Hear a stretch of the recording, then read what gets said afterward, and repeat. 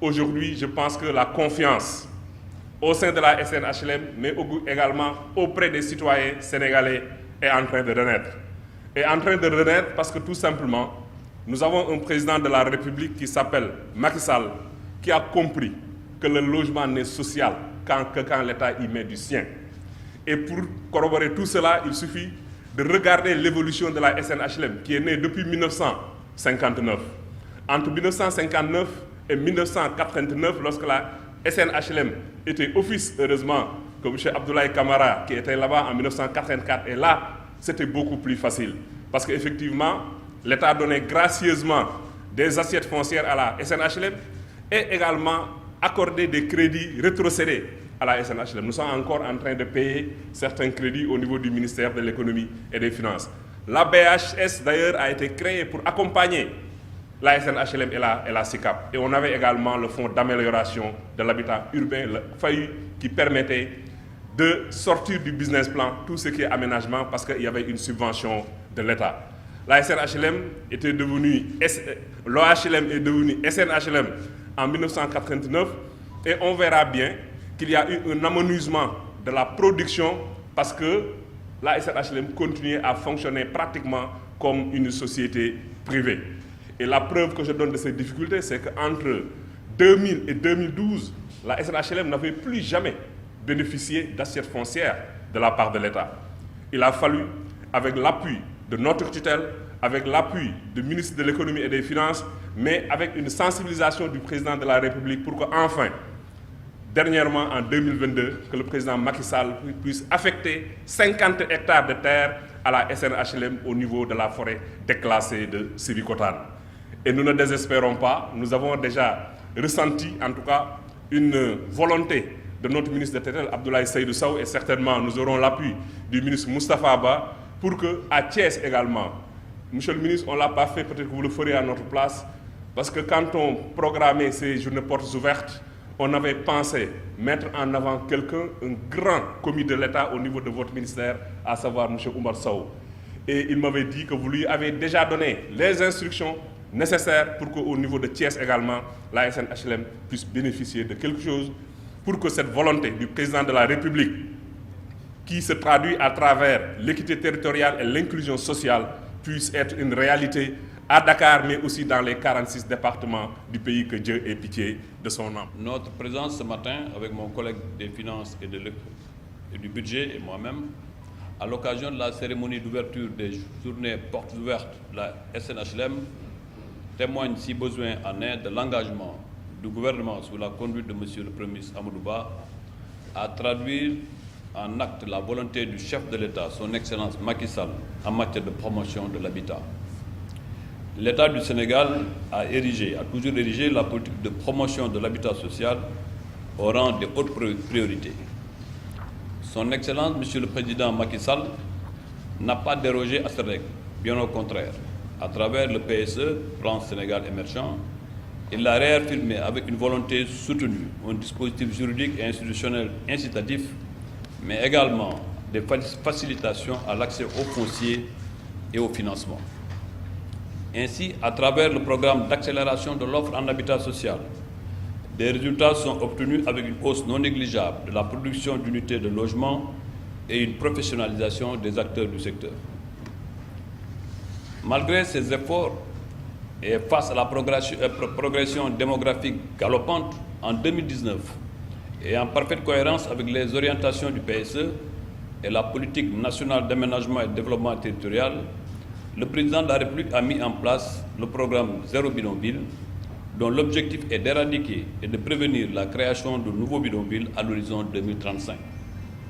Ce programme, notamment sa composante 2, dénommée Projet 100 000 logements, est l'un des principaux marqueurs du pacte 2A, et ce grâce à sa forte contribution au PIB national. De ces projets et programmes de l'État visant tous à résorber le gap de logement, la SNHLM, considérée comme un des acteurs majeurs du logement au Sénégal, est fortement attendue. Et d'ailleurs, son Excellence le Président Macky Sall, Président de la République, l'a rappelé à l'occasion du dernier conseil présidentiel consacré au logement, en insistant notamment sur le repositionnement de ces deux fleurons de l'habitat au Sénégal et au cœur de ces vastes programmes. Mesdames et messieurs, je dois dire à la vérité, avec beaucoup de satisfaction, que l'appel a été entendu, que la SNHLM est sur la bonne voie et qu'à ce rythme, elle reprendra sa place de leader en matière de production de logements. Je me réjouis des efforts inlassables déployés par l'équipe et sur la lancinante problématique des immeubles. Je magnifie sa généreuse contribution au projet 100 000 logements à travers un programme de 15 000 logements détaillé dans le contrat d'objectif que nous avons signé et qui, d'ores et déjà, dont les résultats fort appréciables sont enregistrés. Je magnifie également les nouvelles orientations de la société déclinées dans le plan stratégique de développement que vient de nous présenter le directeur général et qui seront mises en œuvre à travers des programmes sociaux ambitieux. Monsieur le directeur général, soyez rassurés. Le gouvernement s'engage conformément aux instructions reçues de son Excellence M. Macky Sall, président de la République, à vous accompagner pour l'atteinte de ces objectifs. Notre présence de ce matin à vos côtés et la présence de mon collègue des Finances, malgré son calendrier très chargé, constitue une éclatante illustration. Chers collègues, merci pour ton appui constant et diligent pour l'essor du département et en particulier du secteur du logement. En accompagnant la SNHLM, vous misez sur la gagne et surtout sur la promotion et le développement certain de l'offre au logement. Monsieur le Président du Conseil d'administration, Monsieur le Directeur général, en décidant de tenir ces journées portes ouvertes, vous venez de démontrer votre attachement à la transparence et à la recevabilité. Vous mettez en œuvre ce vieil adage qui disait qu'on peut bien gouverner de loin, mais on n'administre bien que de près. L'organisation de ces journées portes ouvertes traduit l'intention de cette figure historique de l'immobilier au Sénégal d'apporter une contribution significative aux problématiques liées au logement.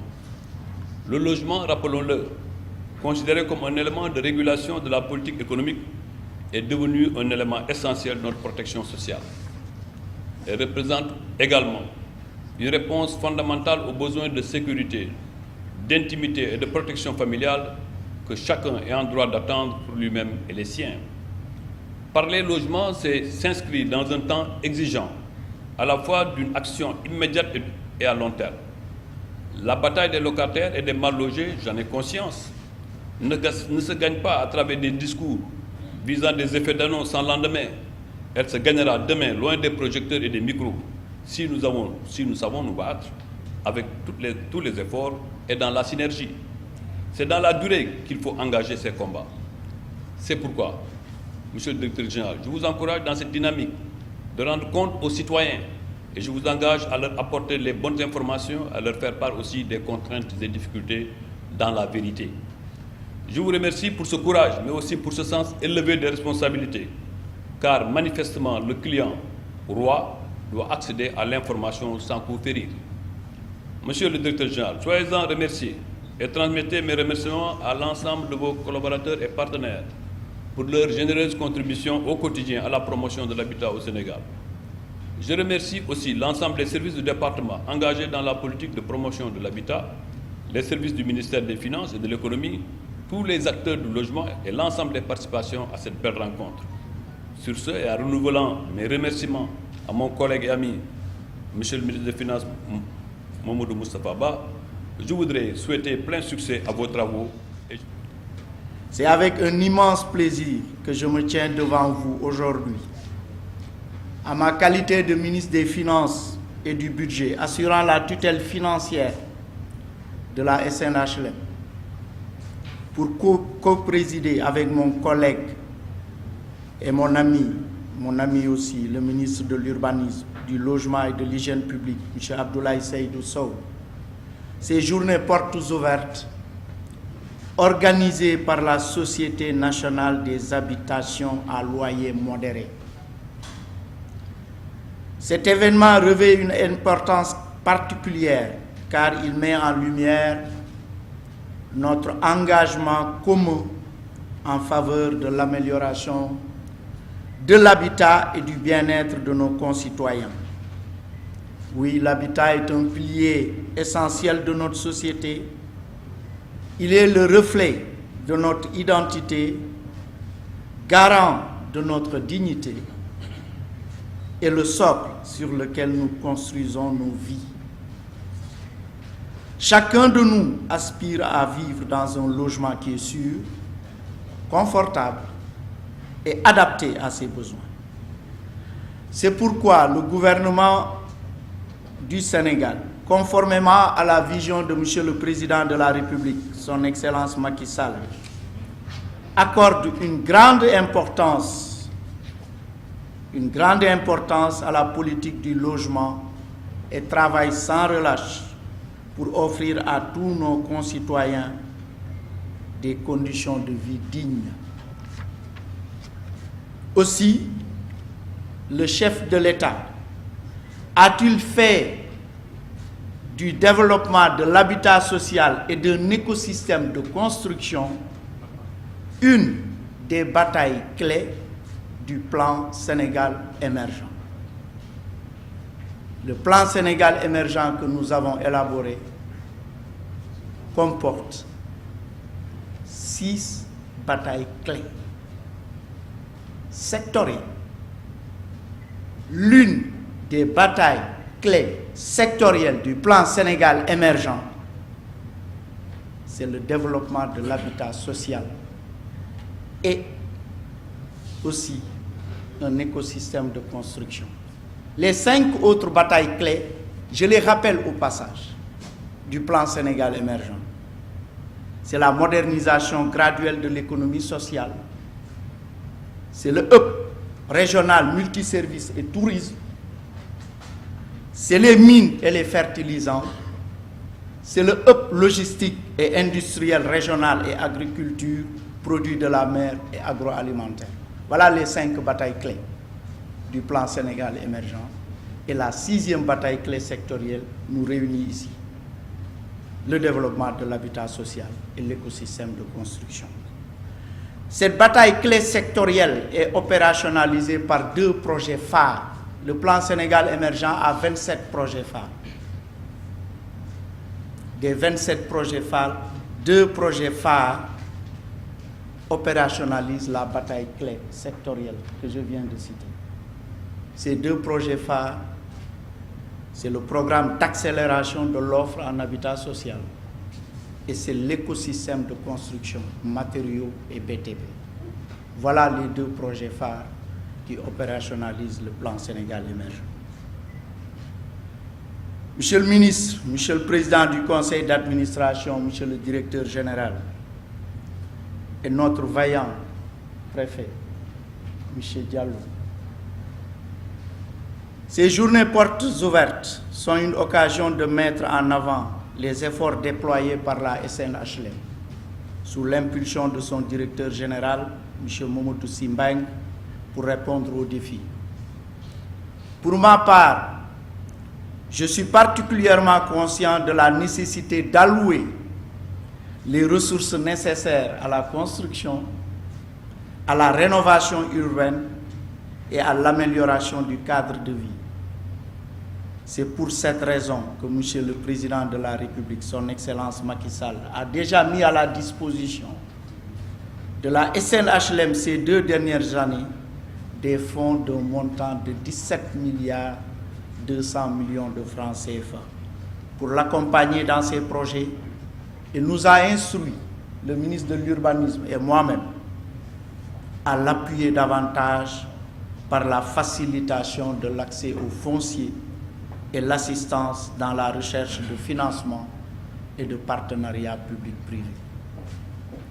C'est tout le sens qu'il faut donner à l'affectation d'une superficie de 50 hectares à Sébikotane. Monsieur le directeur général, vous êtes revenu sur ça. Nous avons également pris bonne note de votre souhait de disposer autant ou plus dans la zone de Thiès. Cependant, la question du logement ne se limite pas à la construction de nouveaux bâtiments. Elle englobe également la revitalisation des quartiers existants, la promotion de l'efficacité énergétique, l'accessibilité pour les personnes à mobilité réduite et la création de communautés durables. Vous avez beaucoup insisté là-dessus. le programme économique et financier que nous venons d'adopter avec le Fonds monétaire international comporte un 4e axe sur la résilience au changement climatique. Et quand vous avez parlé tout à l'heure de communauté durable, j'ai bien vu dans votre plan de financement les 10 milliards qui sont attendus pour les fonds verts. J'en ai pris bonne note et je surveillerai ça avec les équipes. Comme je l'ai dit, c'est pourquoi la présence conjointe de mon ami le ministre de l'Urbanisme, du Logement et de l'Hygiène publique à ces journées portes ouvertes et de moi-même donc revêt une importance toute particulière. Nous devons travailler main dans la main pour mettre en place des politiques intégrées qui prennent en compte l'ensemble de ces enjeux. Je suis convaincu que la SNHLM, forte de l'expérience capitalisée depuis plus de 60 ans, a un rôle clé à jouer dans l'atteinte de ces objectifs. Son expertise et son engagement envers le service public sont des atouts précieux pour notre pays.